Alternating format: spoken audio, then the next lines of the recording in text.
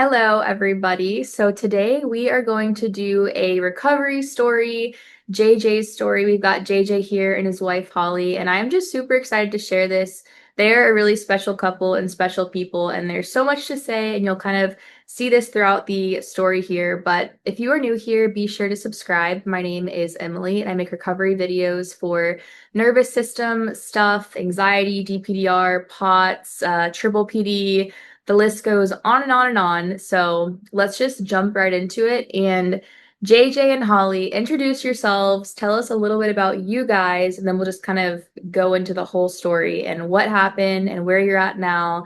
And I want to say, too, it's only been a couple months into JJ's recovery, which is really cool. So it's exciting to share this when things are still super fresh. And yeah, so let's just jump into it. So introduce yourself, guys, and tell us a bit about y'all, and then we'll just go from there. All right. So, hi, everybody. Yeah, my name's JJ. Emily. And yes, this is my wife.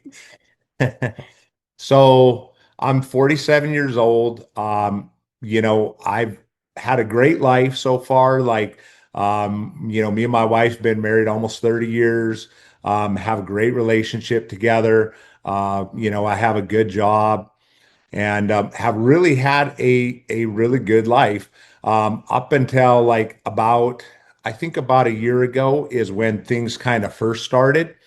Um, I kind of noticed like I wasn't feeling that great and just was starting to like have some weird symptoms and stuff, but like nothing too bad. But then um, it was just about exactly a year ago. There was one night like I all of a sudden started feeling like really anxious. And that was like the first time in my life that I had really felt, I mean, other than just normal anxiety, right? Like I think everybody has that normal bit of anxiety when they go to, speak in front of a big audience or something like that. But this night, like in particularly, I really like anxiety just really ramped up. I wouldn't call it like a panic attack, but I was just feeling very, very anxious. And that went on for probably like 2, 3 hours. Of course, I wasn't sure exactly what was going on, and so I didn't know how to handle it. And so that went on and on and on for about 2, 3 hours, and then it kind of calmed down. And then after that, I started having like anxiety attacks, I will say, probably I don't know, once a day, once every other day, usually kind of about the time that I went to bed. And I knew that it was anxiety, so I was like, oh, it's fine. Like I'll just kind of work through it. So I did. I just kind of worked through it. It didn't really bother me a lot. And I just kept working, just kept doing everything that I would normally do. When I wasn't having the anxiety attacks, I really didn't have any other symptoms. So like I just kind of worked through it. That lasted for about a month and a half, I would say, and then it just went away. And then it stayed away. I didn't really have anything else going on for, about 2 or 3 months. And then this last December, so December of 2024, I went in, I'm 47. And so just, things starting to fall apart. I went in, I needed to have some work done on my knees. My meniscus was torn. So I went in and had knee surgery on my meniscus. And after I came out of surgery, not right away, but probably like 2, 3 days later, I just started feeling weird. I didn't really have the anxiety attacks again, but I just like felt off, like something wasn't right. And it still didn't bother me that much, and that kind of went on for about a month. Certain days I would just feel weird. So that went on for about a month, and then that kind of went away like beginning of January.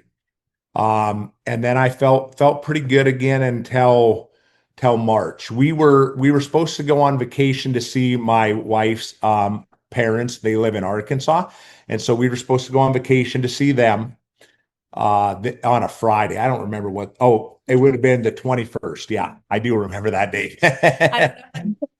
So the 21st, we were supposed to go visit them. The Sunday before that, we were going to go out and go fishing. I love to fly fish. Like that's kind of my thing. So every free moment I go fly fish. So that Sunday, we planned to go out and do some fly fishing. And I noticed like I was just kind of like feeling a little dizzy and like feeling off. I kind of had some like we had been sick, You had a cold. we had a cold. Mhm. And so I noticed like I was having a lot of drainage and stuff like that.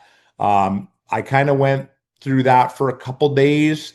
And then we were leaving on Friday to fly out. The Thursday before, I had to go to work. I had to go give a tour at one of our facilities. And so that morning when I woke up, I started driving out there. I stopped. I got a drink at the store. And then it really started feeling weird to the point like I was like, I don't know if I can give this to her. So I thought that maybe like I was getting pneumonia or something. Like I was having trouble breathing, was feeling really dizzy.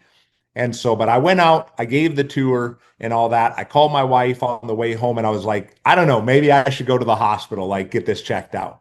But I was like, no, I'm not going to do that just yet. I'm going to come home, pick you up. And I was like, we'll just go to the urgent care. Maybe I have pneumonia or something. So we did that, went to the urgent care. He did chest x-rays and all that stuff. And he was like, no, you don't have pneumonia. Everything's clear. He said, but I think you have a bad case of bronchitis. Mhm. And so he gave me like steroids and antibiotics And and the an inhalers. inhaler. Mhm. And so the steroids that he gave me were like the ones where you take six the first day, five the second day, four the second, and so on. So the next morning we woke up, I took the two steroids, we got on the plane, I flew to Arkansas. We got off the plane, then I took the other two steroids, and then I just started not feeling very good again. I was like, man, I just don't feel good again. Um, You my still, yeah, my wife and like her family were supposed to go out to eat that night. And so I was like, you know what? I'm just gonna stay home. Um, and just kind of like see if this goes away. So I, stayed home and then she brought me home something to eat and I took the last two steroids and ate. And then just right after I ate, I was like, man, I'm really not feeling good. I was like, babe, can we go for a walk? And so she's like, yeah. And she's like, well, what's your heart rate? And I looked and I was like, yeah, it's like 140. And she's like, well, we probably shouldn't go for a walk then. She's like, why don't you just sit down and like see if you can relax? So I sat down and I couldn't get my heart rate to come down.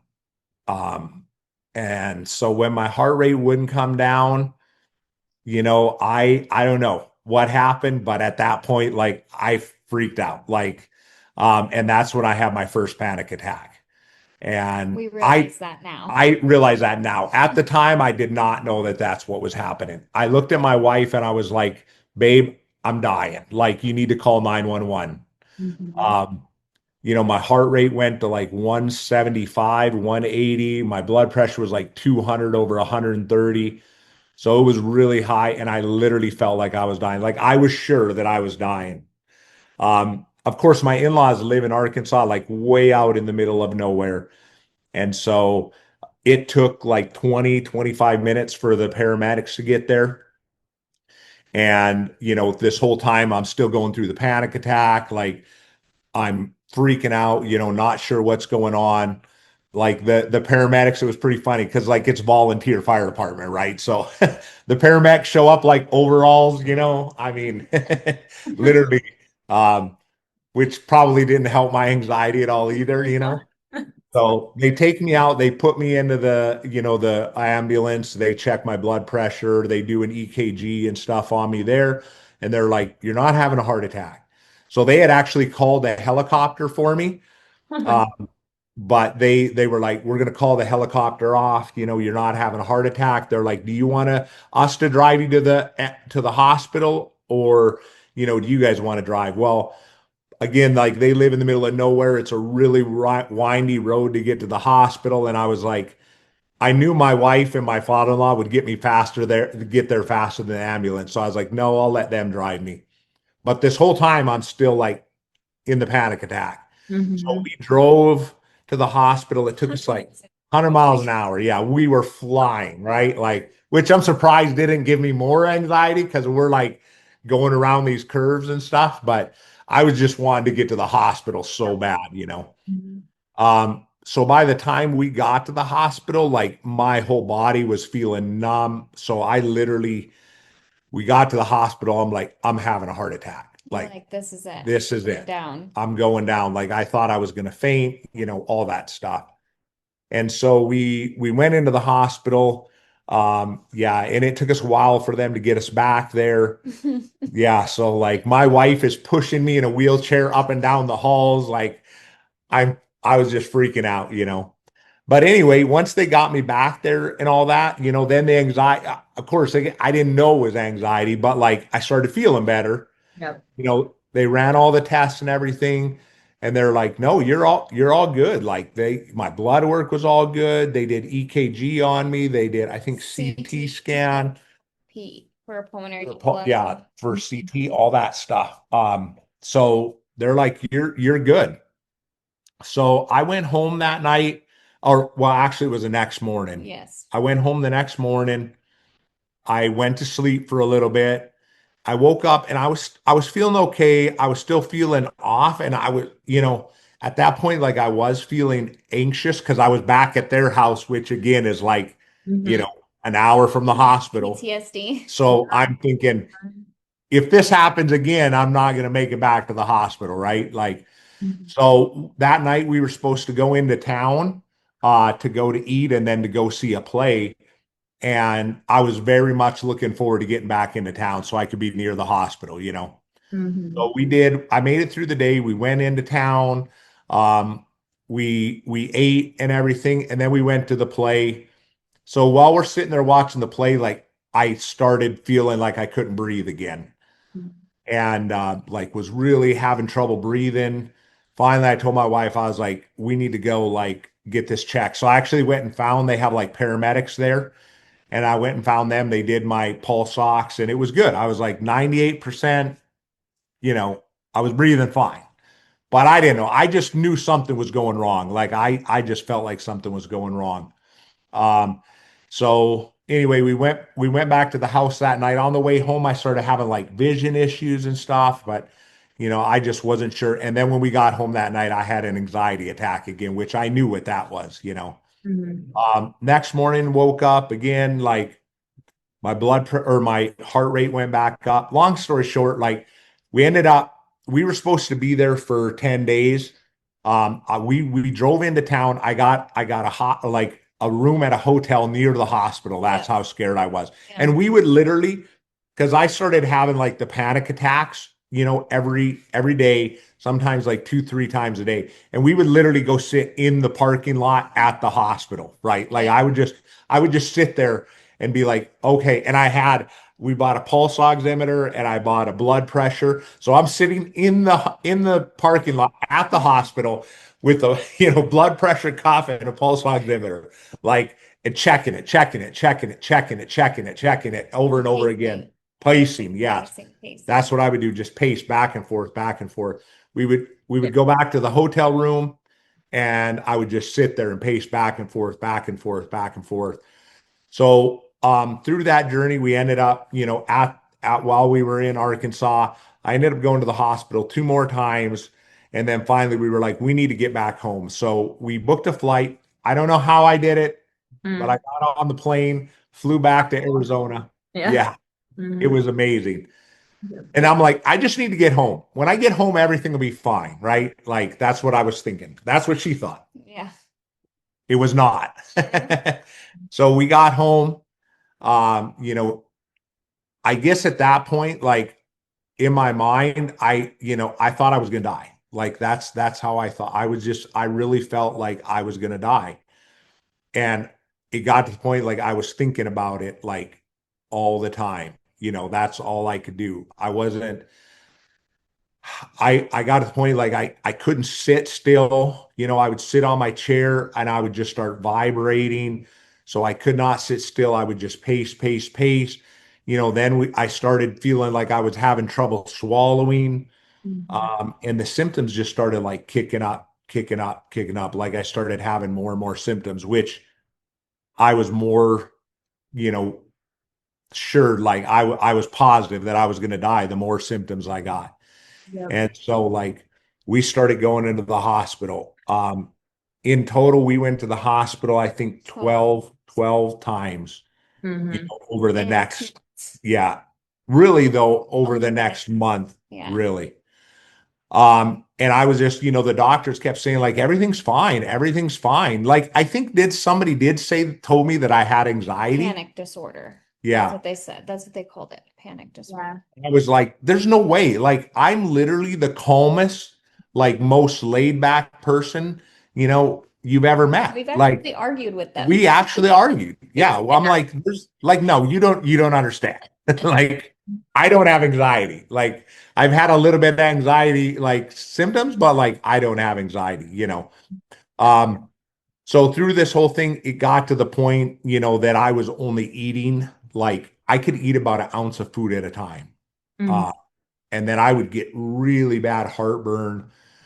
They tried giving me medication. I probably had, I don't Oh know, my God. 30 medications given to me over this time. You name it. I can't even go in. I don't even know. But all of the PP, PPIs. PPIs. I tried everyone. Tried every PPI there was. All the different, antacids and I mean, I think I was going through Tums like I mean, they were candy. Like I was just eating Tums and And all like that stuff. famotidine and Yeah, famotidine, like everything, you name it. All, yep, yeah. all that stuff. I tried it all. And then I went to another doctor. He was like, okay, I need to put you on SSRIs. Or was that? I think that was after, wasn't it? It was after my gall. Afterwards. Yeah, Yeah. that was after my gallbladder. But during Okay. that time, you During had that time, lost yeah. 60 This was pounds. before the gallbladder surgery. This is Yes, before the before. gallbladder. Wow. I didn't even, that's crazy. Okay, there Yeah. was a lot before the fall. Oh yeah. Oh Oh my yeah. Yeah. God. Okay. Yeah, Yeah. so he had lost 60 pounds in 7 weeks. Right. Like he was just dropping weight. Like, so I'm just like watching him Pound and a wither half a day. away. Literally. Yeah. It was like, Love to do that right now. So I don't know. No, you would not. No, not that way, though. Not that way, Lord. not that way though. Yeah. Don't listen to her. Well, yeah. Yeah. So again, we were just convinced something was going on. And I thought I had, stomach paralysis. They did do an EGD on me. That's the other thing. You name it, test wise, they did every test that you can imagine. Yeah. And everything came back good. The only thing that came back is I have what do they call that? The small The hernia? yeah, like the hernia in my stomach. Yeah, Anyway, the Oh, height, a hiatal hernia. oh, Yeah, I me too. did have a very one small, centimeter. yeah, very small hiatal hernia. I was convinced that it was something to do with that, or I had stomach paralysis or something. So we finally talked a doctor into sending us in to get a HIDA scan. So the height, and this was like beginning of May. So I'd been in it for about a Mhm. month at this point. Um, so we called to get the HIDA scan. They're like, "Oh, you can get one in September." It's And a stat HIDA scan. that HIDA The scan, scan you can get in September. they're like, "Yeah, you can get it in December." So we went to work. Like I was going into the hospital, taking this, the paperwork in and all that. And so finally, we were able to get the HIDA scan a couple days later. So they said I had a very high fraction rate, Ejection fraction. ejection fraction rate, Mhm. right? So it's supposed to be like 30% to 40%. Mine was like 94. So then we were convinced, like, boom, it's my gallbladder. Like 100%, it's my gallbladder. So we set up an appointment to go see a surgeon. He was like, I could do it in like a week. So I was like, okay, I just got to make it a week and then I'll be good. I'm gonna get my gallbladder out and I'm gonna be good. So we went in. Well, we waited and waited and waited, but I was like getting worse. My symptoms were getting worse and worse Like and worse really throughout bad. this. Yeah. Yes. Like I couldn't hardly move anymore. Like it was just getting so bad. Finally, we went back into the emergency room again On Mother's Day. on Mother's Day. Yeah, it was Mother's Day. We went in and they checked, and I did have some issues with my liver. Right. So at that point, they're like, boom, we're gonna take your gallbladder out. So, I mean, I was so weak at this point, Emily. I hadn't been eating anything for weeks. I was so weak. And my nervous system now looking back was so bad. I mean, I'm just literally just laying in the bed, just shaking. Um, but I just was like, I just got to get in, get my gallbladder out, and I'll be fine. So they went in, they took my gallbladder out. But then they were like, we need to go back in to put stents in for your Common bile for my duct. common bile duct. So I went back in under anesthesia the next day. And honestly, I don't know how I made it through that. I literally, man, I thought I was gonna die. Like I was so weak. And when I came out of anesthesia the day before, I literally was just, I mean, shaking so bad. So somehow, again, I went back under anesthesia. I woke up again, and I mean, for an hour, 2 hours, I was just shaking, shaking, shaking so bad. But finally, I got through that. But then that night, something happened to me for the first time. Like I literally started freaking out. I was sleeping and I started to think like, oh my God, I'm in this hospital on like the fourth floor. There's no way for me to get out of here. Mm. I'm locked in this place. What if there's a fire? What if there's, some emergency that happens? Like, and so I literally, of course, at that time I didn't know any better. So I believed those thoughts, right? So I was just about ready to pull my IVs and everything out. Yeah. Yeah, I had to really like talk him down. Yeah. And then the worst part was the next morning at 5 a.m., the fire alarms do Yeah, start the fire going alarm off. did go off. Oh Yeah. my Us- gosh. And Yeah. at that point, he was really like, Yeah. get this thing off me, Oh like yeah. pulling at Yeah. his IV. He's like, I've got to get out of here. Oh my Yeah, it gosh. was horrible. They did give me Ativan though, and that did help. So, but I was convinced it was my gallbladder. So when I woke up and the fire alarm and all that stuff went away, like I did start feeling better because I was like, okay, I'm good now. Like I'm gonna be able to eat. So we went home. I was actually able to start eating at that point.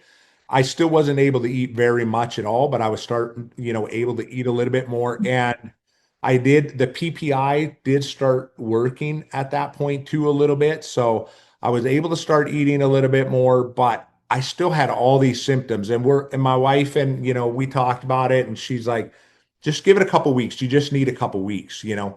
So I had my gallbladder out on Mother's Day, which was The day after May Mother's Day was 12th, 12. Yeah. May 12th. So I did. I gave it a couple weeks. And my gallbladder was bad. Like when they went in there, like there was all kinds of black sludge and stuff. So my gallbladder was definitely bad. It needed to come out.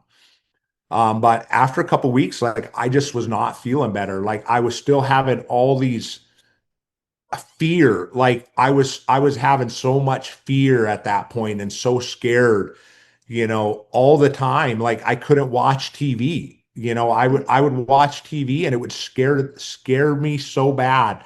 Like people coming over to my house, and I'm a very social person. Like I love being around people, for the most part.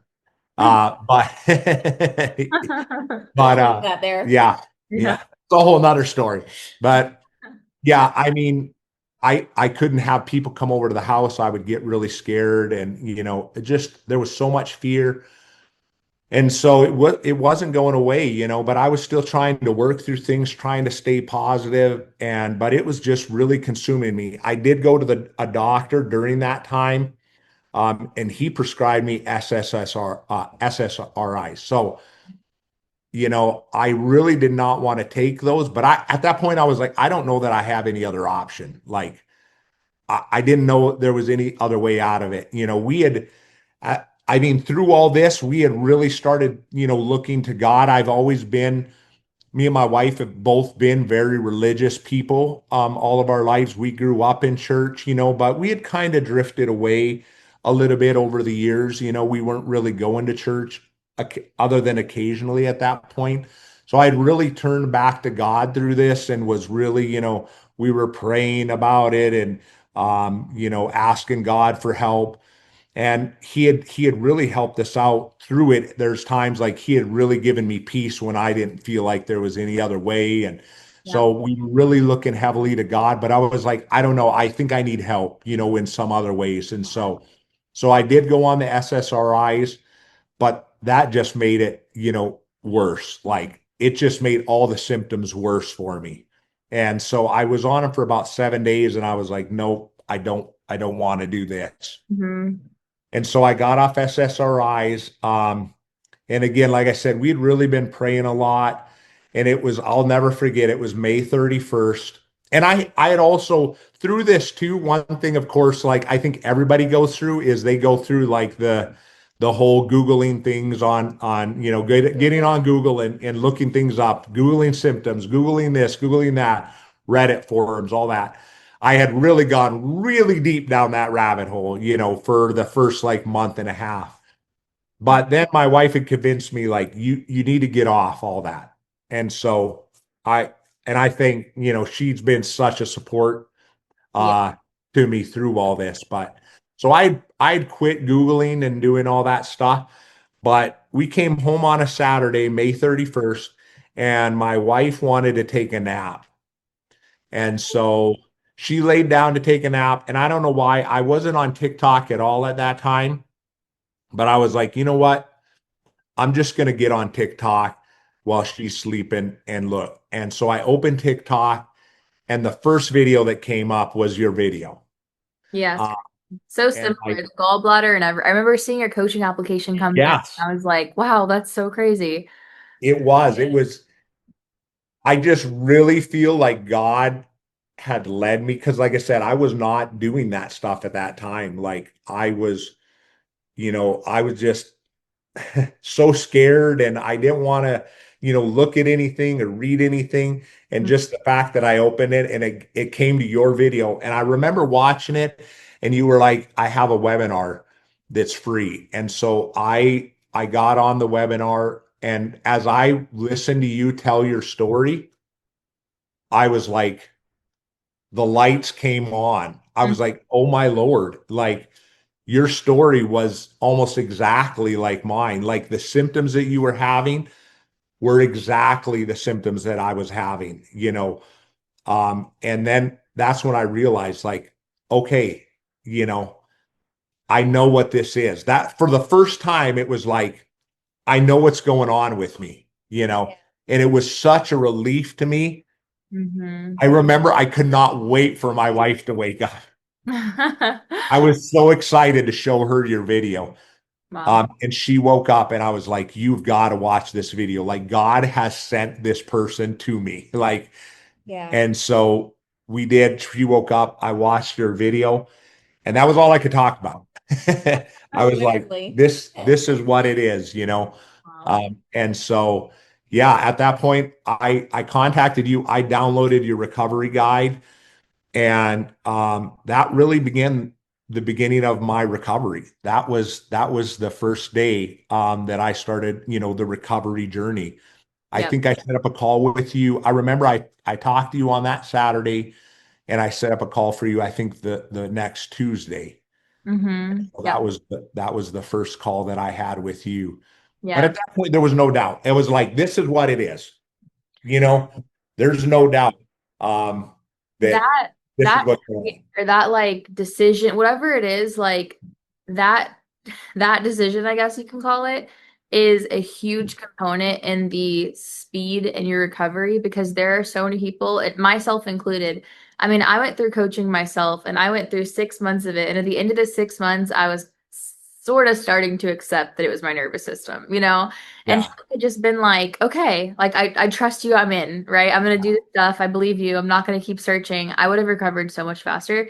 So that was awesome. And I will say too, like you said earlier, with the whole you're not like this anxious, frantic person. I agree. And that's very rare because most of the people that I coach, I ask them, like, are you this overthinker, overdoer, over worrier, type A, perfectionist, whatever type of person? And usually it's yes. And for you, I'm like, you're very laid back, which is interesting, but you do think a lot, like just thinking. yes, So like even if you're not thinking about anxious stuff, you're thinking about fly fishing all the time. So your brain's yeah, still like go, go, go, go, go.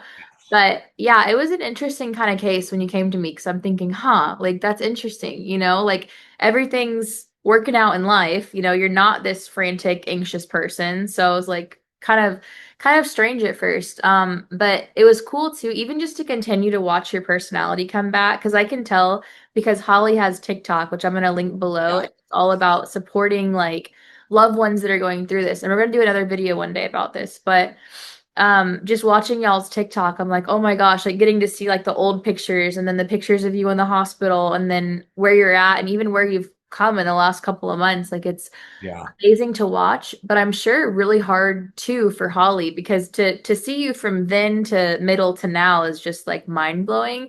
Yeah. So what are your thoughts on that, Holly? Like what was your perspective on all of this? Yeah, so I mean, obviously, I've known JJ has had a little bit of health anxiety probably since we've been together. Like I've ever since I've known him. Yeah. There's been that underlying health anxiety that's kind of always been there.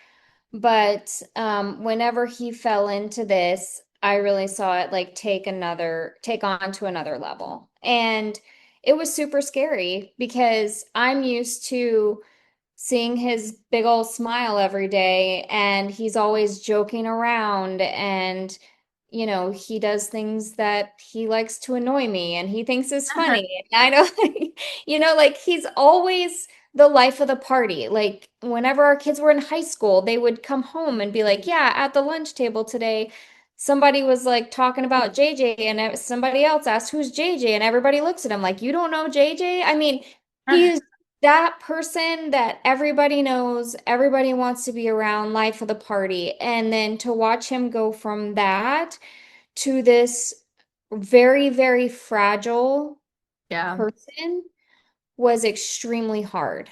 Hmm. Like, I'm gonna try not to cry right now. Yeah. Like, it was really, really hard to watch him go from that to what he ended up in.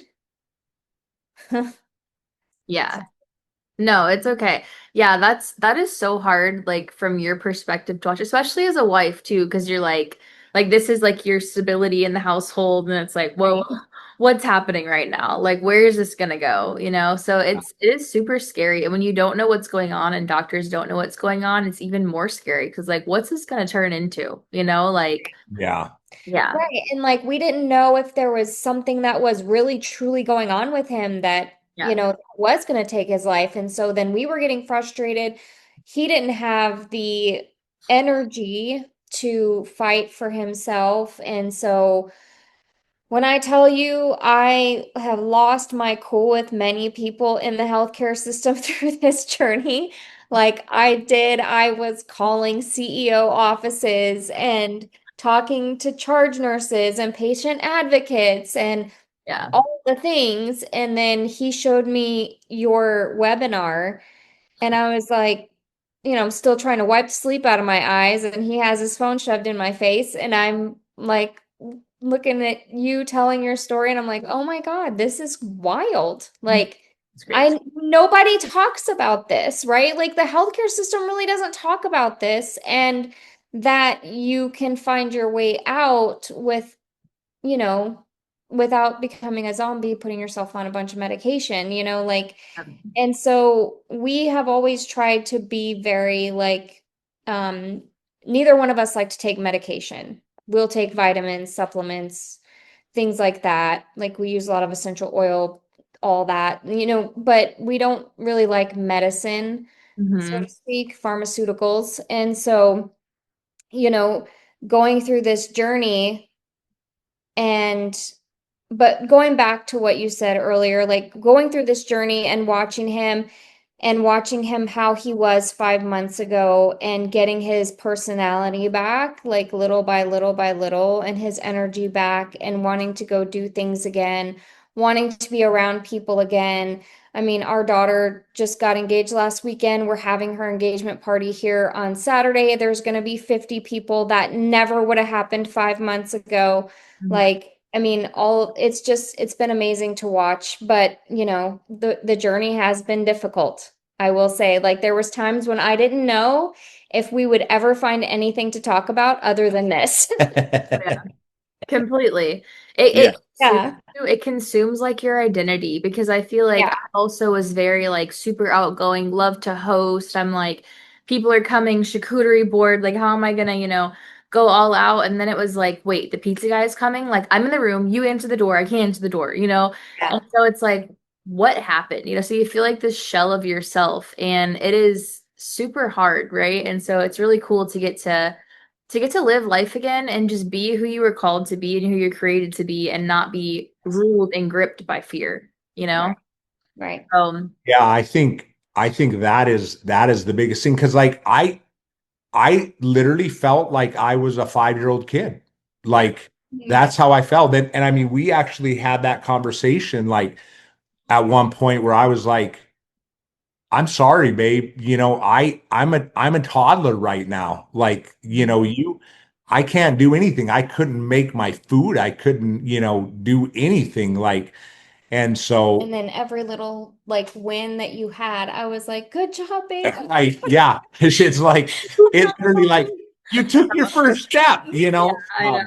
But and that's how this journey is. The recovery journey literally is that way. Like I know it seems like I've recovered quickly, I guess. Um, you know, and I know lots of people's recovery journey, and my recovery journey is not complete yet, but like, it is literally like you cannot judge your progress day by day. Like you know, it is baby steps, baby steps, baby steps, like consistently and teaching yourself. And then like you look back after a month and you're like, oh, okay, like I'm making progress. Yep, Uh, definitely. so yeah, I mean, it has been definitely, and sometimes I think part of this journey that's hard is like your progress is so small, like, day by day that you're like, I don't Don't know if I'm notice it. recovering. Yeah, Yeah, like, and yeah. then you're like, okay, this look back a month or a month and a half ago, and you're like, oh yeah, there's a big difference.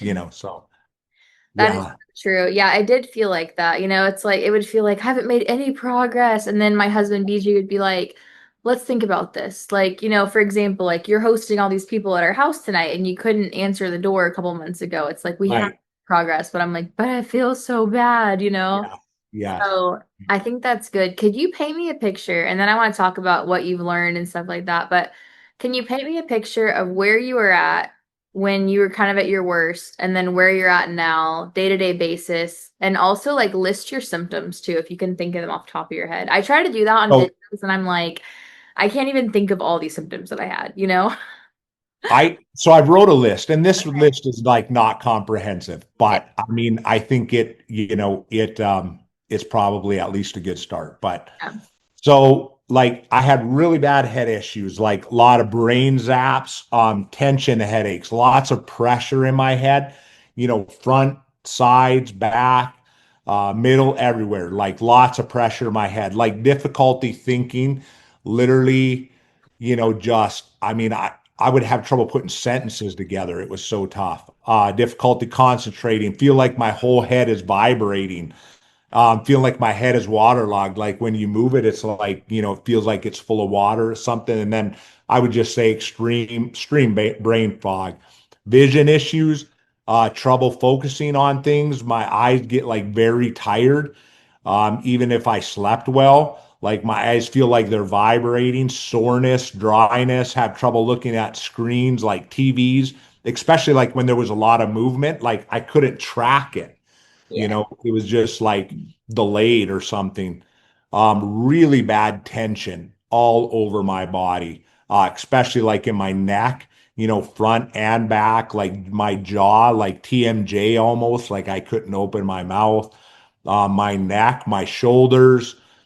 But probably for me, like my legs are really bad. Like I get cramps in my calves and the upper legs, like almost constantly. My arms and hands, like I think like I hold a lot of my stress in my chest. So like I always had really bad chest pain. Like I literally had marks on my shirts from doing this. Oh, Like yeah. shirts were starting to stretch and Wow, stuff. that's crazy. Yeah. Mhm. My abdomen hurt, backaches, my face felt weird all over, and my forehead, like if I would squint my eyes, like it just, hurt really bad. Digestive issues I've already talked about. My food would just process really slow. Like I would eat and like then 2 hours later I would feel weird. So like it just my food would process really slow. And then at one point again, I could only eat about an ounce of food at a time. And then I would just get really, really bad, like acid reflux and all that. Um, Nausea, no appetite, never hungry, never full. Like I would just eat because like I knew I had to eat, Yeah. but like that was it. And then I also noticed like food would affect me really weird. Like if I would eat, like I'll never forget the first time I had an In-N-Out hamburger. Like I was so wanted a hamburger, but I ate it and like it just my whole body was vibrating and it was so bad. Yep. So food would just affect me really weird. Mhm. Chest issues, again, like I had esophageal spasms, like tightness in my chest, and then breathing issues, like never feeling like I could get enough air. Again, the oxygen, constantly checking my oxygen. And then electrical sensations, like literally feeling like I stuck my finger in a light socket, like my whole body was just, vibrating and electrical sensations, Mhm. all over, but arms, legs, head, and then sleep issues. This was a big one for me. Like I just could not sleep. When I laid down to sleep, it literally felt like a jolt of lightning would hit me and just I would come flying out of bed and then I would just get a dump of adrenaline. So like for the next like several hours, I would just be like full of adrenaline. So I would be very tired but wired, at the same time. Um, so yeah, that was really bad when I tried to take naps. I could still sleep sometimes at night at first, but then that got bad too. And then I was just having trouble sleeping all the time. And Yeah. then no matter what, I would wake up at 5 o'clock, almost within a minute or two. 5 o'clock, boom, I was awake every day. Even if I went to bed late, it did not matter. Yep. So yeah, then I got really, really bad, like Globus sensation in my throat. That was really, really bad, and almost constant for a long time. So I had a lot of trouble too, like standing still. Like I would just get like all kinds of pressure in my head and all that. That went on for quite a while. Like I would get sinus pressures. My ears would start building up, and I would have to pop my ears.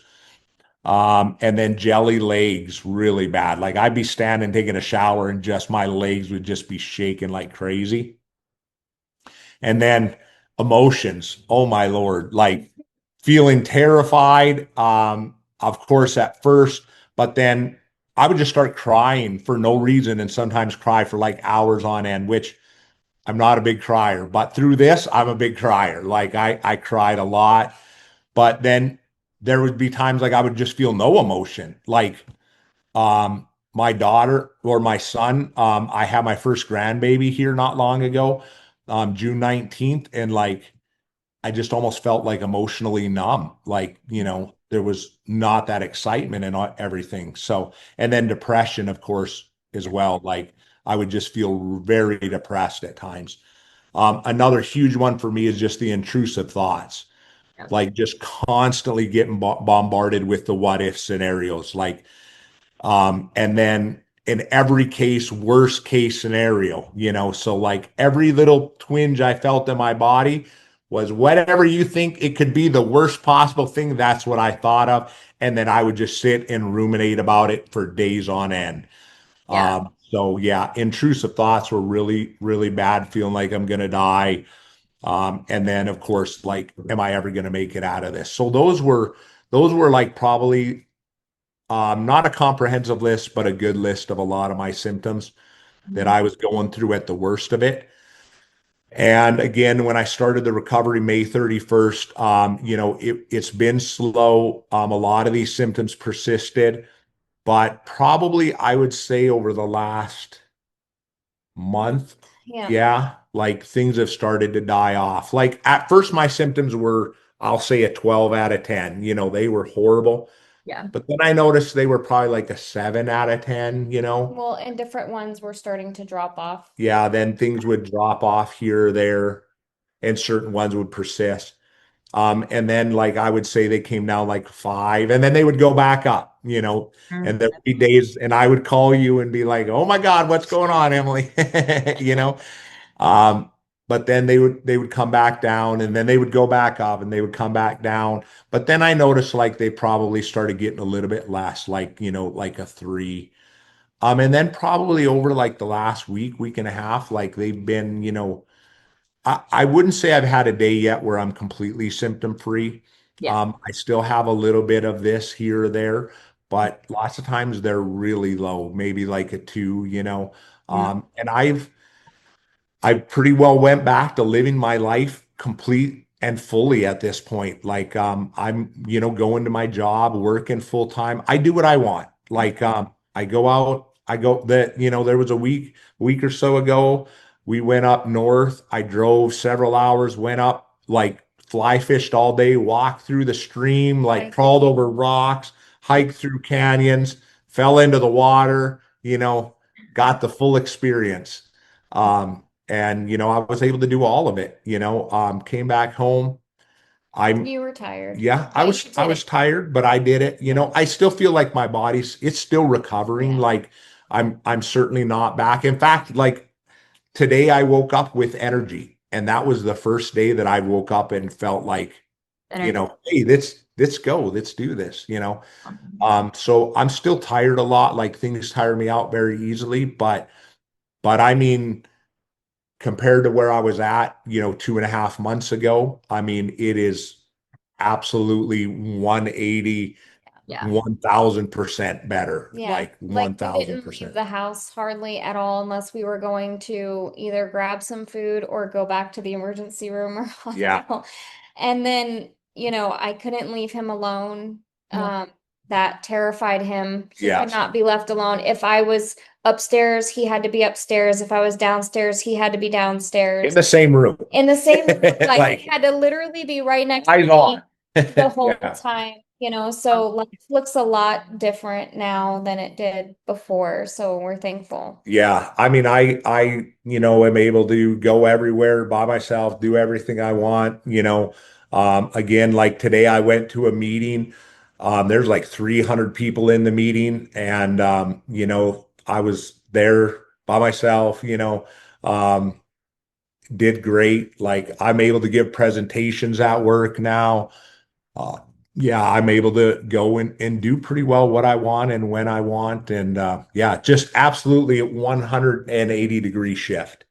Yeah, I think that's incredible. And that's why I love the idea of starting to record these stories kind of like a couple months into coaching because it gives a really good view. And I try to explain this to people because everyone wants to know how long is it going to take me to recover, right? Yeah. I always tell people, I'm like, that can't be the goal, which I know is like, I mean, why am I here, right? Like, obviously it's the goal, but it's also like the goal is to learn how to respond to discomfort, fear of fear, anything unproductive in life productively, right? And then change over habits needs to be changed on the way. And Yeah, when you do that, you get your life back. And when I explain to people those, I'm like, even though it may take your body a long time to desensitize, my body, years out of this thing, is still somewhat sensitized. I don't deal with daily symptoms or anything like that anymore, thank God. But my body's still like, yeah, maybe gets a little more tired than it used to, which maybe is a mom of three thing at this point too. yeah. It's not, like it's a little sensitized. And what I tell people though is I'm like, even though it may take time, right? This is totally a journey. And there's good reason why it's a journey. Because if it was just linear, you're like one panic attack or one new symptom or one crazy situation away from being back at square one. Right. The Yeah, ups and downs like really pound into your brain and like change your habits. But anyway, all that to say, like what I explain to people is even though it may take time, you can get your life back rather quickly because you're not, waiting to feel better to get your life back. You're getting your life back as soon as you can literally like learn to memorize ideal and implement it and respond. And then here we are, right? And so when I meet with people, I'm always like this is you're now on the road to recovery. Like everything's in the past, like the worst has already happened. Doesn't mean you're not going to maybe get worse symptoms or worse panic attacks or crazy new symptoms, but you were aimless back then. Now you're on the path to recovery and you can totally get your life back pretty quickly. And so people that yeah, are watching this and they're like, I'm bedbound right now, sure, right? Will you have like some symptoms left? One, probably 100% after a couple months. Any person that I've like any person, right? Most people, and that's a good thing because you don't want to recover too fast because you won't build habits. But right. anyway, would you have symptoms? Probably. But would you be able to go on hikes and give presentations and all this stuff? Like someone who's agoraphobic in bed right now is like, I can't imagine. And I would say there's no way you could have imagined, right? Like being here a couple months ago. Yes, you're Yeah, 1,000% right. Like I would have never imagined, me being able to do what I'm doing today, a couple months ago. And I remember through this journey at the beginning, hearing what you just said and how bad that's going to scare you. yeah, Like, I know, right? Like right? I Like, can't keep doing this. right. Yeah, Because you're going to hear that, oh, in a couple months, like you'll be able to do things, but you'll still have symptoms and you're going to freak out. Like that's just the truth of it. totally. But just know that in a couple months, you're not going to feel the way that you do now, Yeah. Yeah, right? Like, yeah, yes, you're still going to have symptoms, but you're not going to feel the way that you do now. sure. As you start responding, the fear and all that starts going away. Like I don't fear anymore, right? Like I don't through the beginning of this, my whole life was fear. But now, yes, I still have symptoms, but I don't fear the symptoms. Yeah, It's just like I got symptoms. Like it's not that big of a deal, so it's okay if it takes me another 6 months, a year, or whatever to get back, or 2 years, whatever, to get back to where I'm completely normal. I'm perfectly okay with that. Like, but again, it's you're not going to get there like, day one. It's idealing and just being consistent with it. Mhm. And then, just keep going and it gets better and better and that fear goes away. Completely. Yeah, and I would go as far as to say like that's a really good point because yes, the fear. And you know what's funny that you said earlier about the fire alarm thing in the hospital? So I've never said this in any of my videos, but prior to my big fall in 2021, like I went on a work trip and it was probably 6 months before that. And I remember like feeling very scared to be on an upper floor for some reason. And the fire alarm went off, and dude, I like freaked out. I remember calling my boss, who like we were on, he was so cool and I loved him so much. But I was like, is your fire alarm? What's going on? And my mind was like, there's people with guns in here. There's, a bomb went off. I mean, like totally like worst case scenario, not like, oh, somebody pulled the alarm or oh, some smoke in the kitchen. It was Right. like the apocalypse. Like, how do I was literally running down the hallway to find stairs to climb it was like New York City or something. It was like thousands of flights of stairs. Yeah. And we did do that actually. I'm pretty sure we did go down the stairs because I was like not having it. But if you would have asked me then, I was like, I'm not anxious. I'm just, who knows? Like, right? I'm just aware. No, Yeah. I was like so anxious. And it's not even like a you thing or like a person, like it's not even like, oh, I'm so scared of, all that stuff. It's literally when your body is in this state of like hypervigilance, your body is literally like survival, survival, like worst case, worst case. Yeah. And so as the body comes out of that level of hypervigilance, yes, you may still be in this stress cycle where your body's been through it for probably years and years and years, right? And so your body's still symptomatic, but you're no longer in an anxiety cycle, right? So you're not Right. like literally gripped by fear. And it's not to say fear won't pop up, but it's not like ruling your life, like literally where you just feel this pit of your stomach, like I am like screwed type of feelings. Yeah. Right. So Yeah, I will say there's times like I think it was a couple nights ago we were laying in bed and all of a sudden like I mean fear just hit me. yep, Um but I know how to process it now with using ideal like I can just let it go through me and it probably lasted like 2 minutes. exactly. And then I felt completely fine again. So yeah, I still feel fear. I still feel emotions and stuff, but you know, your recovery guide and all that and use an ideal like it really helps you to be able to process those emotions and just know that they're not dangerous. I think that was the biggest realization for me is like what's going on inside of me is not going to kill me, right? Like Mhm. this is all just my body trying to protect me and having that knowledge. Yeah, And I'm not saying like I was always 100% like, oh, I'm good.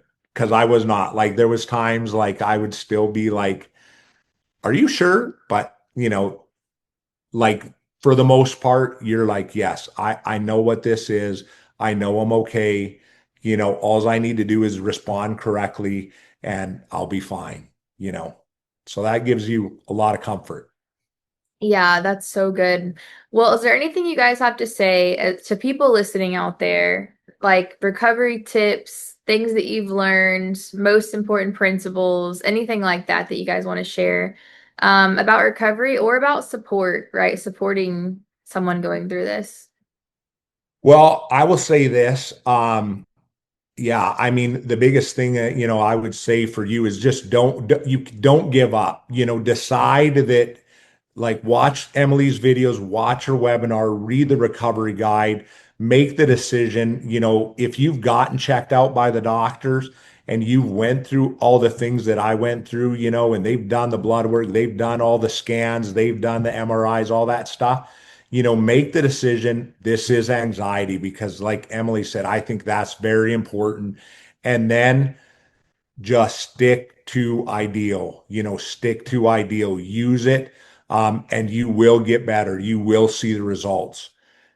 Yeah. I will say for me, having my wife through this whole thing and the support that she has given me, I cannot tell you how much that has meant to me.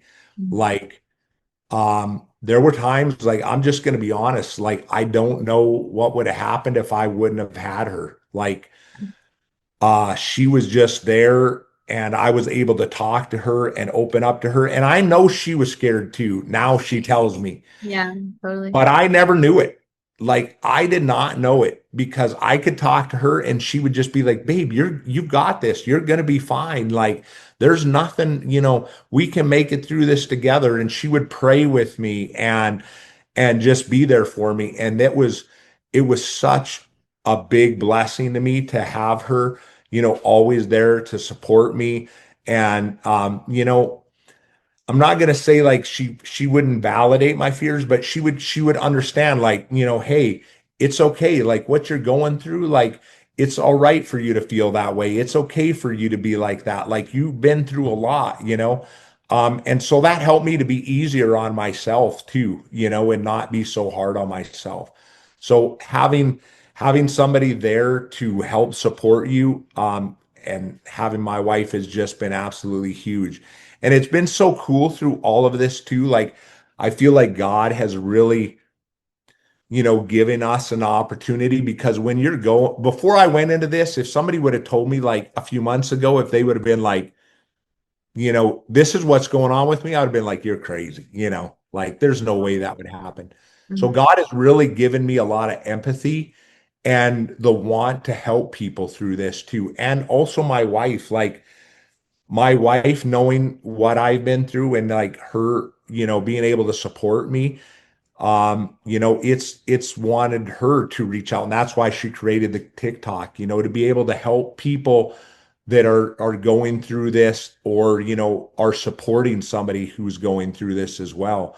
Like, to let them know that there is hope out there. Like, you don't have to go through this. Like, there are people out there. So yeah, Yeah. that's what I would say, and I'll let her talk. I've talked too much. Yeah. No, I mean, like, to be honest, like, we would be here for another hour if I told you all the things that I learned Yeah. through this process. I mean, so much, so much. I think that just being a good supportive partner to my husband, like he said, he never knew this prior to not that long ago, but I mean, I didn't really tell hardly anyone about the extent of what he was going through and in an effort to protect him from like labels and society and such. And him, God and I talked a lot about it.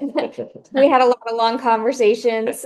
We have God on speed dial. Yeah. So, I mean, but I would say, like, if you're supporting your loved one, learn as much as you can about what they're going through. You're never going to understand it 100% Yeah. because you're not feeling what they're feeling, right? So I would say try to stay away from things like I understand, or try to relate your stories about just anxiety, which is different, like, getting upset, your stomach getting upset about talking in front of people, it's different than Yeah. what you guys are actually gone through. you know, Try to be as supportive as you can when you see them ruminating. I could see it on him, and I would often say, "Hey, do you need to talk about something?" Or, "Hey, you are in your head," or, "Hey, let's just have a quick chat," because I could see the progression. I kind of learned to watch him and kind of see the progression. So learn about the 5 F's. Fear, fighting, frustration, fixing, and focusing. Learn about those, because if they jump on that hamster wheel, it's hard to get them off quickly. So yeah, I mean, I'm glad that we were blessed with good jobs. I was able to take some time off work when he took time off work, and we were able to just work through it together. And Yeah. thank you, Emily, for all your support and allowing me to be a part of your journey with JJ Yeah. in the chat and stuff. We really appreciate it. So, yeah. And I'll add too, like, I know coaching is expensive. I know it is. But Emily, you've been such a big help to me through all this, having that person that you can reach out to that has been through what you're going through is just so huge, It's It invaluable. it, it It's really is. And I'm not saying you can't recover without a coach, because I truly I believe agree you too. can. I Yeah. agree that. But it's been very, very big having, that person to go to. And then also just having the community too of the other people that are going through what you're going through at the same time. Yeah. So yeah, I don't think that you have to have it, but if you can, I would highly recommend it, because it has really been invaluable to me. Just lots of times when I'm feeling a certain way or thinking a certain thing, and just checking with you and be like, Yeah. "Hey Emily, what do I need to do here?" And then Yeah. having that advice, Yeah, so because there's sometimes whenever I try to talk to him about something, and I'm like, you know what, you just need to reach out to Emily, because I don't understand what you're going through. I'm really trying to understand, and I'm trying to be helpful, but I just feel like I'm just not able to help you with this question or that. yeah, But I mean, I would have sold everything in this house to get what we got. yeah, Totally. yeah. I mean, Well, again, you're talking about your health, right? Like, yeah. so Yeah. your mental health. Yeah. So, I mean, what is that worth? Yeah, I literally would have sold or done whatever I had to do, So, again, I don't think it's, you have to have it, but it is definitely a big, big help. And thank you for all your help. Yeah. Thank you guys. You guys are awesome. And I totally agree with you. Like, honestly, the first time I had ever hired a coach for anything in my life was when I was in this journey. I hired a coach myself to coach me through it because I had watched the free content. I was like, I know everything, but like, what do I do? Yeah, And ever since I did that, I have literally probably hired like 8 coaches for different things in my life since then. Cause I'm like, I am so on board with the power of coaching now. I'm like, yeah, to hire someone who's been through something and who's like an expert in it versus, whatever. But I also fully agree with you. People out there that are like, you have to have a coach to recover. That's not true. Like those people are taking advantage of you, so like that's just not true. But I also do see a value in investing in yourself, and it's your life, like it's your life. And there's right. so much more to it than just getting rid of your symptoms. Like it literally transforms you. It's incredible. And I'm Yeah, excited to do a follow-up one day too, because I think even a year from now, you're going to be like even more like it's so transformative. yeah, But people out there that are discouraged, that are like, I can't do coaching, I can't afford a one-on-one or anything like that, watch the content, read the guide, like literally DIY, right? Like do it yourself, and you can put your mind to it, and also use God, right? Like lean on God. You're not alone.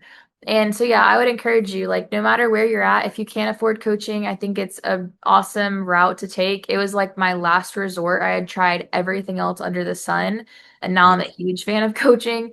But if you can't, then use the guide and recover. It's not like you're hopeless. You don't have to wait around, right? right. So I totally agree with you. And Definitely we'll have to do a video soon again with Holly and just talk about the support aspect because again, if you're watching this, make sure you subscribe and make sure you go to the link in the description and follow Holly on TikTok because you guys are awesome and I would love to talk about in the next video too, even like marriage when it comes to this because I see people go one of two ways, you know? Yep. It's like this is Yeah. either an opportunity to like rip your marriage apart or it's an opportunity to like completely strengthen your marriage and become one and Yeah. be a team because it's like we were designed, in a marriage to be a team and to be one and people don't function that way anymore. Everything is so like this is my life and my identity and my social footprint and my everything and their life and their job and their friends and their career and it's like that's not how we were made to function.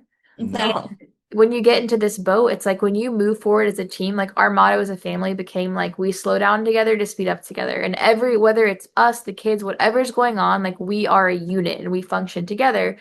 And it's like a business, right? It's like God gave us these families to function and run, and everyone has their roles and their gifts and things like that. And so it's like when we combine them all together, we can be so much more efficient. And Yeah. yeah, it's just incredible. And I've seen marriages again go one of one of two directions, but you guys are an awesome example. And I always show BG your TikToks and I'm like, "Oh my gosh, like you guys are like models to us." I'm like, "You guys have such a like incredible relationship." So, follow them on TikTok and yeah, we're going to talk so much more about the supporting aspect of this. And I will say, like, it's so important. And my kids are, one just got married a year ago and one just got engaged. But like, I always try to preach to my kids the importance of finding the right spouse because, like, yes, through this, like, having that person there that is able to support you and having that right person is just, I mean, so important because it was like, we just worked together as a team. Like was never any doubt. Yeah. And I really feel like God placed her in my life, like she 100% is the person for me. And like, even through this, there's no doubt, like, once again, like, God knew what he was doing when he put her in my life. Like, so yeah. Aw, I love you guys. Aw, well, anyways, I think this wraps it up. Anything else you guys want to say for now? I don't Um, think so. Any other questions? I don't think so. I think that's really good. I think we hit all the bases. People, if you're still listening, go to the comments, leave any follow-up questions that you have. Make sure you're subscribed. Leave a comment anyway, it helps the algorithm. Follow Holly, connect with her. If you have, like, if you and your spouse or loved one or whoever it is that's supporting you wants to talk to them, Holly, you're still holding calls, right? yep. You can schedule a call with Holly. And yeah, again, like invest in yourself, invest in your marriage and your family dynamic, like totally. So, Yeah. anyway, yeah, thank you guys so much for all the time. And you guys are so cool. And I'm so glad that you're part of this. And make sure you guys are subscribed.